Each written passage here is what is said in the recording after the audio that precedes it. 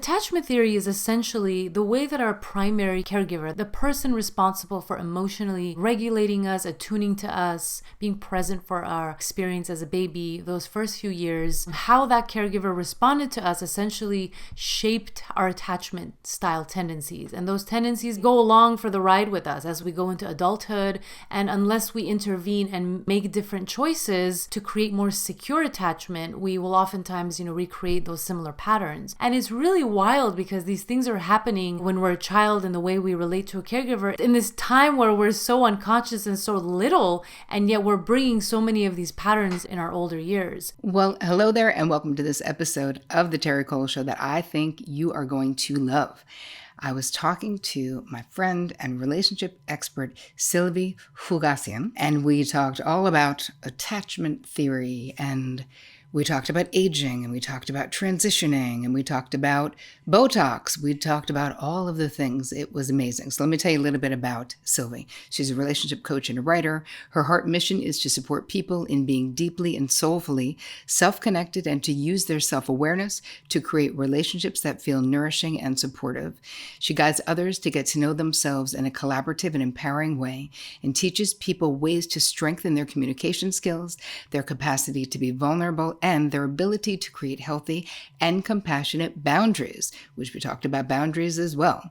She's been deeply invested in her own personal healing journey over the last decade and highly values being an eternal student. We have that in common as well. She's been featured in a ton of magazines and on different shows. I actually met Silvy, I think initially through our mutual friend, Mark Groves. But this is a really amazing conversation that I hope that you enjoy as much as I enjoyed having it. I am so excited to welcome Silvy to the show. Welcome to the Terri Cole Show, friend. Thank you so much. I'm so excited. So many things, all the things to talk about. I was saying at the top of the show, I'm always sharing your work because I find it, besides brilliant, but super accessible, because when we have public platforms, it doesn't help that much if it's brilliant, but nobody understands what the hell it means in their life, But your stuff is just right on. So I'd love to start with sort of your backstory, like people's origin stories, like what got you interested in doing what you're doing now? Share. Yeah, I think there's so many pieces to that story that brought me to the work of relationship skills. And I think, moving and immigrating from the Middle East when I was 4 years old and being away from all of my family and extended family members and just witnessing my parents really have to be in survival mode in so many ways. I think we were very much robbed of that emotional connection piece to our village. And I was just someone that was always very sensitive and pursued the field of acting for, several years. And then I was like, this feels good to express my emotions, but I'm not actually dealing with what's inside. So I realized there was just something missing for me. And I coincidentally came across a workshop somebody invited me to, and it just allowed me to connect so many dots and understand how to express myself. I think just the language piece for me, I didn't know how to express what was happening internally. And so, working with a therapist for my own stuff for the last 10 years has also helped me to put words to my internal experience, and which is why I'm so dedicated to helping other people, as I know you are, Terri, to what's going on inside and how do I express it in a way that invites people and doesn't push people away. It's so interesting because all of us who become healers, helpers, whatever you want to call it, we're always driven usually by our own frustrations. And, they say you teach what you most need to learn. And certainly for me, that is absolutely true. Your situation so you emigrated from Armenia to where? From Syria, actually. From Syria and Syria. Saudi Okay. Arabia. Yeah. Got it. And where are you now? We emigrated to Los Angeles, and I was there basically until last year. Now I'm in Austin, but for my whole life I've lived in LA. Yeah. Right on.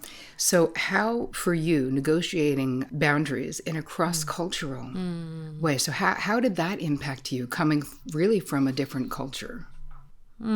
That's, that has been one of the most interesting pieces of it, right? Holding the tension of my Middle Eastern Armenian background and also the American identity that I've basically been immersed in since I was 4. and straddling those two very radically different worlds. And, coming from a family system that was extremely communal, we do everything together, we make decisions together. And now living in America where it's so individualistic and it's all about the self. So it has been very challenging to find words for boundaries and to even feel like it's okay to have boundaries, right? In a family where you are supposed to be doing everything communally. And I think so that question that you present, the cultural piece, is such an important aspect of boundaries that I think oftentimes, definitely, in the social media world, I know you speak about it. It just often gets missed, and how important it is to incorporate that in the evolution of giving ourselves permission to find our voice, but also how to honor the context that's so unique to each person. Yeah, I think that there's no one size fits all, right, for anything, and taking into culture, country, family of origin, and what were the expectations there. It is so much harder, I think, or more complicated, yes, in a way to navigate a family system where culturally you're very immersed in each other's lives, or like you said, the collective is the important thing. Yes. And here we do in the U.S., we're really all about individuating and, doing what is right for you, and not necessarily without considering how our actions, right, impact other people. But I think if you don't come from a different cultural background, it's easy to think that it's the same. But it's really not. No. And I think that's what's really not forced me, but I've been very adamant about expressing boundaries in very sensitive ways. And I know so much gets misinterpreted on social media, and there's, I think, the sense of we've all been so hungry to individuate and to express ourselves, and self-expression is so important. And finding a voice in a system that we all have to think alike, all right, or we all have to have the same beliefs or the same values, well, that's really suffocating if that's not what you actually believe or think. And so right. How do I communicate, okay, well, I actually think about this differently, or I have a different vision for my life, or I actually don't want to have kids. When you say that to, a communal thinking system, that can be really a traumatic ordeal. But at the same time, so I'm helping people to find the way to communicate those things, while also just bringing tremendous empathy for that origin of how things were shaped in the first place. Is that something you ever experienced, Terri? Did you grow up in a communal system as well? I really didn't. As much as communal in that there was a family first feeling, and there was, my family moved around a lot. I didn't myself because I was the youngest, as much as my sisters. My oldest sister moved 12 times in 14 years because of my father's business. And my sisters would be like, oh my God, we have to go to a new school and get new friends. And my mother would always say, you have 3 built-in best friends. You have your best friends. All these other friends might come and go, but your sisters, because there's 4 of us, will always be your best friends. And so there was a lot of that type of valuing those relationships. And it's funny, this is, how many years later, right? I'm in my 50s, my sisters are in their 50s and 60s. And it's the same. It really had an impact, as much as I have many other friends. But the loyalty to family, not blind loyalty, but loyalty. If you can help, you will help. If someone is suffering, we're kind of all suffering in the family system. But it also sparked codependency.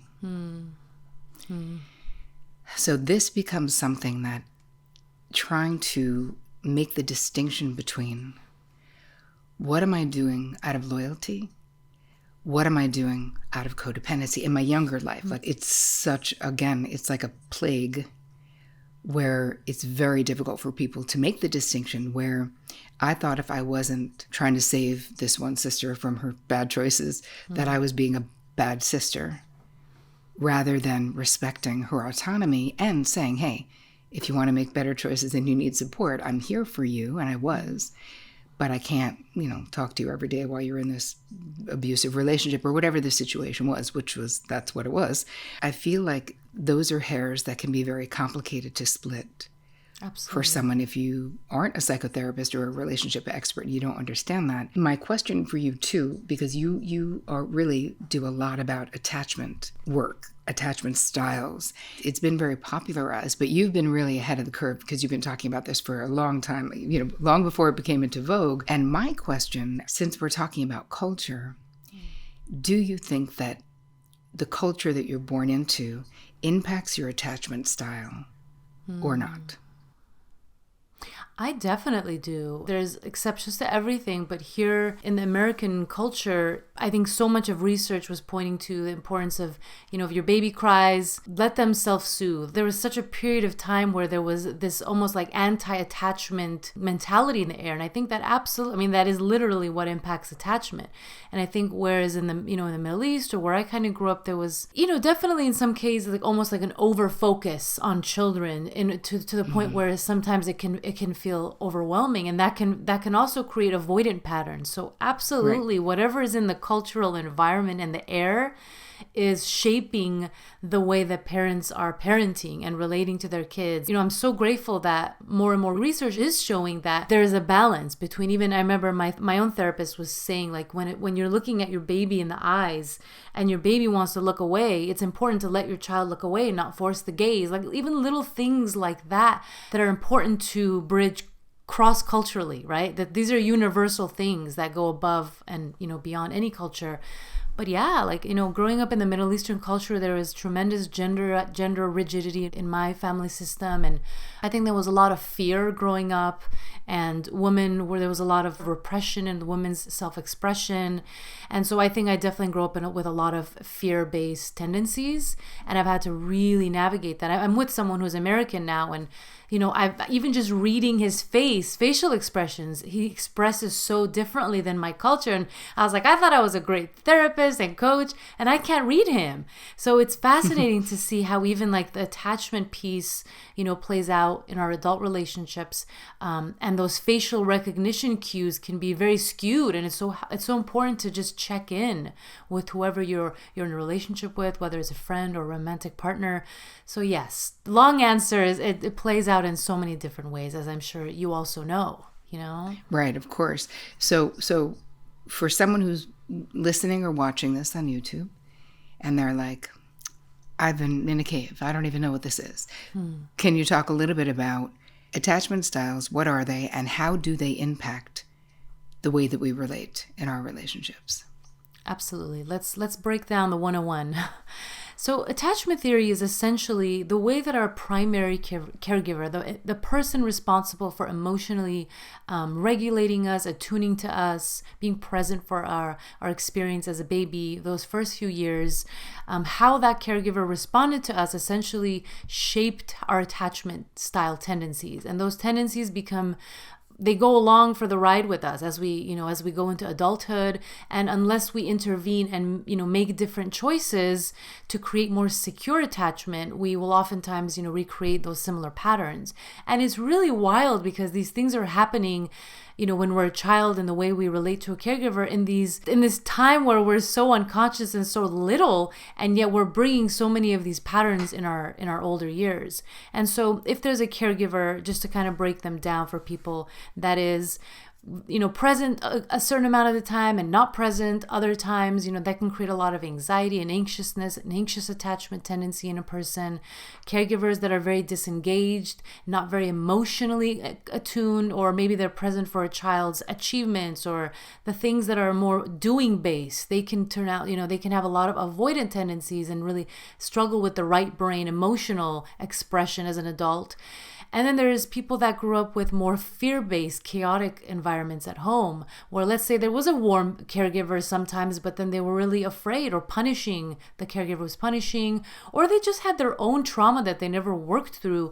That can cause someone to have like this push-pull experience in their adult relationships where they really want closeness, but as soon as you get close, those memories start to flood them and they're like, I got to get out of here, right? It's just so interesting how important it is to just be aware of the patterns. I know sometimes people can get stuck thinking, this didn't happen happened to me, but I have a lot of avoidant patterns in my relationships, or my, upbringing was fantastic. I had super present parents, but I'm so anxious. And I just tell people, yes, it's important to kind of understand the origin, but what's most important is just paying attention to your patterns now. And obviously do the best you can to connect whatever dots you can in your childhood, because I do think that's very helpful and validating. But just notice how you relate to people and start to create new agreements with yourself so that you can walk towards more secure attachment. And secure attachment is about having caregivers that were mostly attuned most of the time. Again, made mistakes, made lots and lots of mistakes, but they were super present and aware, and they made repairs more quickly so that the child wasn't left lingering in these dysregulated states for long periods of time. Anything you would add to that, Terri? Oh, there's just so much to unpack, but I feel like that's very helpful about the sort of the backstory. And I think it's a beautiful tool if we don't get too caught up in the needing to get it perfectly right. So I would have a lot of, clients be like, well, I don't remember things. So how can I know? And exactly what you said, Sylvia, I'm like, listen, the evidence is in your relationship history. Yes. And how you feel and how you react when there is closeness. And I'm curious to know your thoughts on creating more securely attached relationships with folks who feel like they are either avoidantly attached or insecurely attached, right?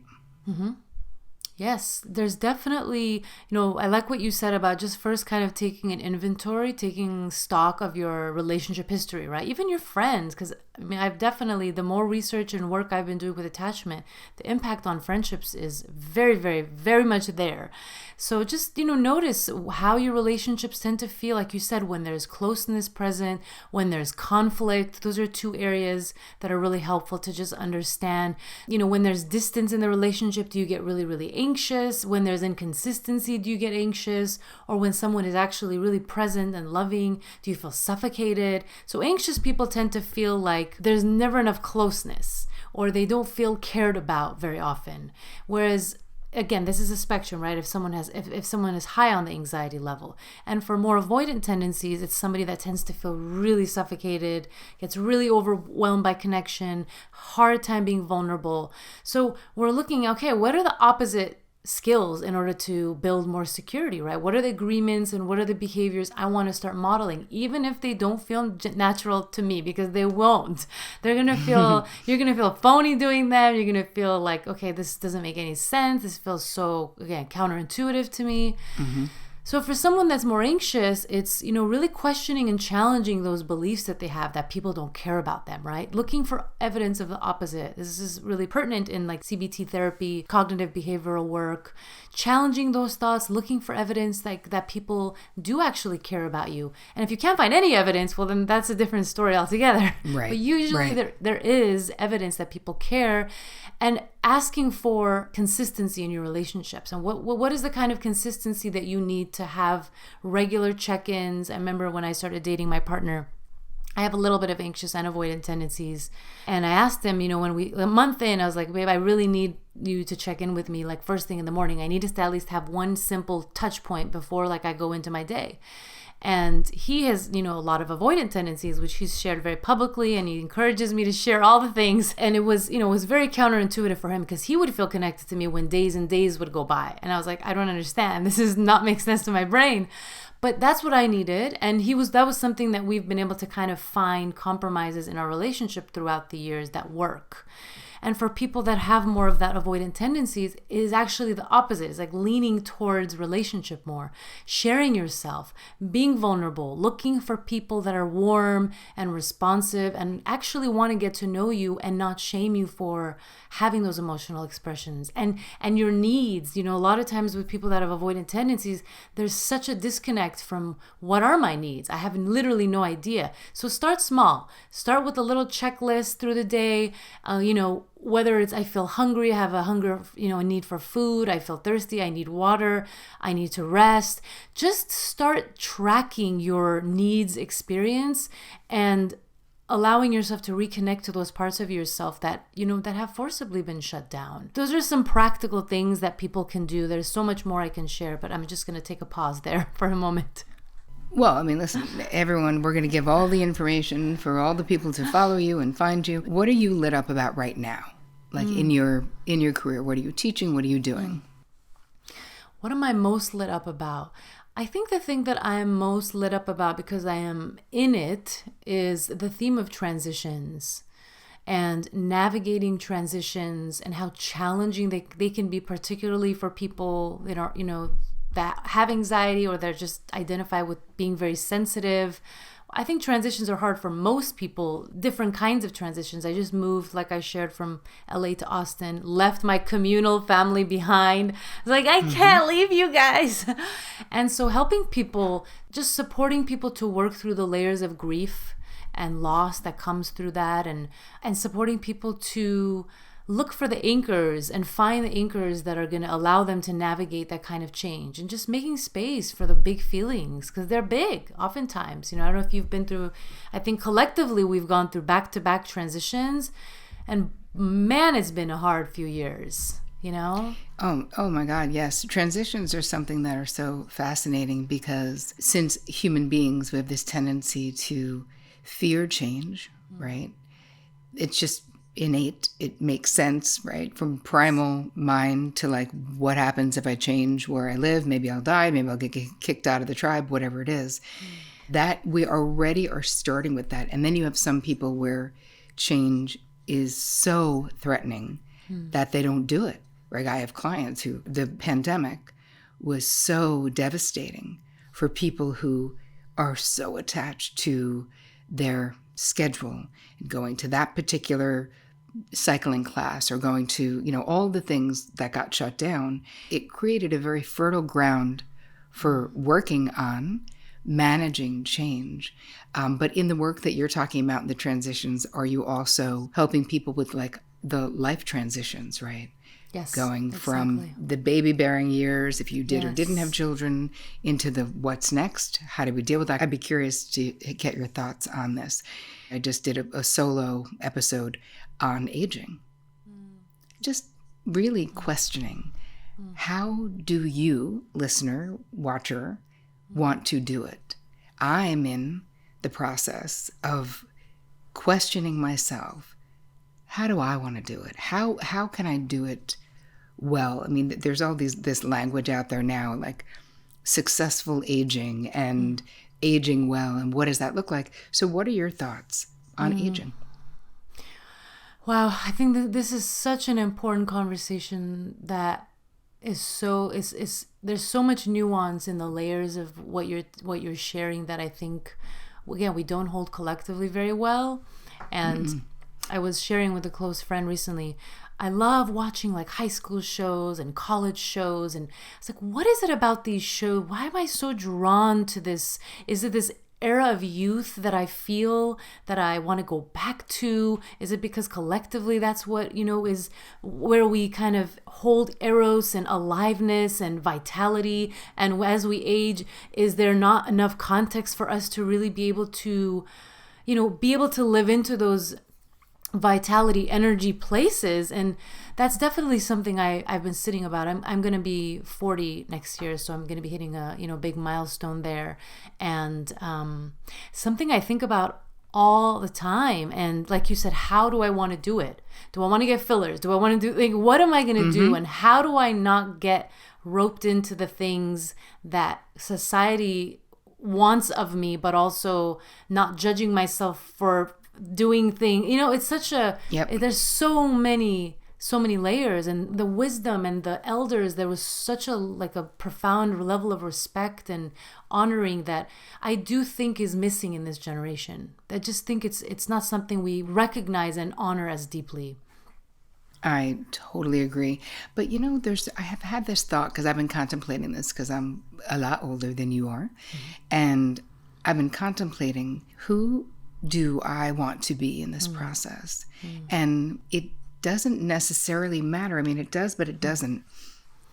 If I respect my wisdom and my expertise, if I accept myself in this aging process, because we know our physical form is going to change. And I don't really think that I noticed, honestly, much change at all until maybe my mid 40s or even later, where I think I was deluded to think I was just going to stay looking the exact same way that I did when I was 28 forever.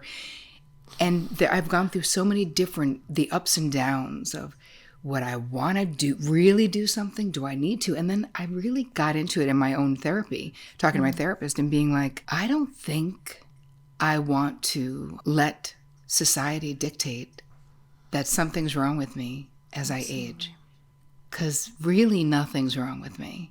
And I've earned all the way that I look. And it's really about who I am. So anyway, having different thoughts. And having said that, I also get Botox twice a year and feel perfectly fine about it. Yes. And if I wanted to do anything else, I will do that too, if it becomes something that I can for sure say, this is a me thing. This is not a what do they think thing. It's what do I think. It's the same reason I highlight my hair and I'm in amazing physical shape.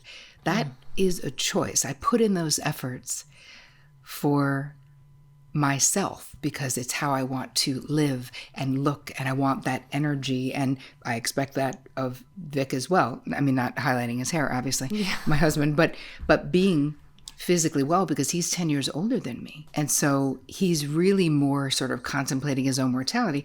And these were all things that are just talking about transition. These were a natural part of life, right? It's not just about being mute and carrying on. You know, I wanted to write a book on menopause, being like, it should be called Meno Marathon, because it's not a pause. That shit goes on forever. It was like a 10-year process. I'm so grateful to be through it.